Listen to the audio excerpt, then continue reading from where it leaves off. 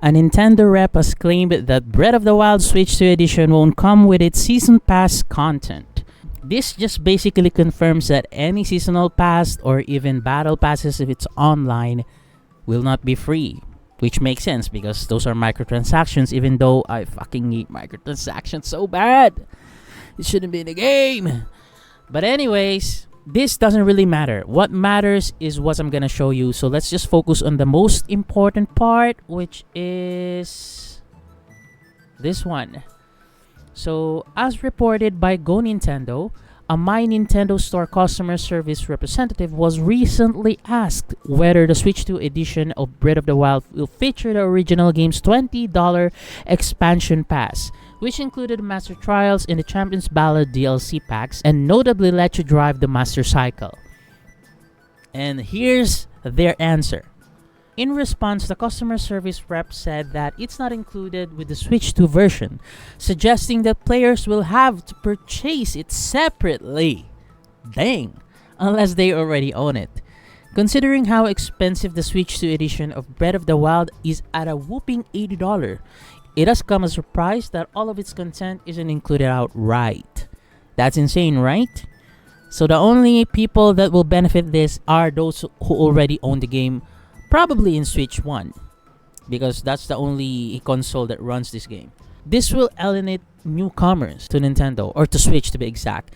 Here's why. Almost a decade old, and you're buying it for almost the same price as before, because notoriously Nintendo is known for not dropping their prices. So this will probably cost even higher, or at least in the same pricing, which is insane to me, without the DLC. Remember what I've said in my first video about Nintendo? The only way that $80 digital game is justifiable if and only if all of the DLCs are included. Like, the base game itself is 99% complete, if not 100. You know what I'm talking about? Just like our experience back on the PS1 era and PS2 era, the games back then are also expensive, but there's no microtransaction. There's also no DLC. What you see, what you buy, is what you get. Everything is complete. Here, it's not the case. You buy the game for maybe $80. I'm not sure what's gonna be the price of Breath of the Wild in Switch, but I'm guessing it's around 70, 60, 70, or even 80. Because this is basically one of the best IPs out there. And the DLC is still not included.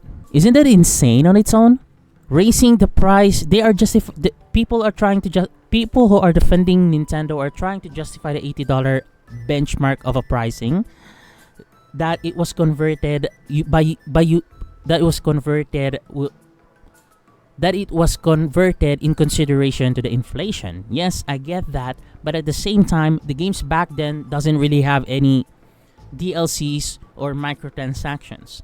I remember the $60 games back then was pretty much complete. And second, the cost of living back then is also good, or at the very least much better than now. Because of inflation itself, everything costs high. Just one tray of eggs is so damn expensive. So what I'm saying is, Nintendo should be considerate enough. And those are the reasons why newcomers may feel alienated or hesitant to dig into this rabbit hole. Some people may even suggest that they should just buy Switch 1 if they are broke. That is really not a good suggestion, in my opinion, or advice, because here's the thing. Once a company released a new gen console, the previous one will become obsolete eventually. It's the same case in any other consoles out there, PlayStation, Xbox, and I'm pretty sure Switch is gonna be the same. Of course, I'm guessing Switch 1 players can still play with Switch 2 players, but for how long? That's the question. There will come a time, give it a time, like maybe 3 to 5 years from now, and Nintendo will stop supporting Switch 1. It's gonna happen. It's not even a question as to whether it's probably gonna happen or what. It's gonna happen for sure. The question is when. That's why telling them to buy Switch 1 instead if they're broke is not really a good advice, in my opinion.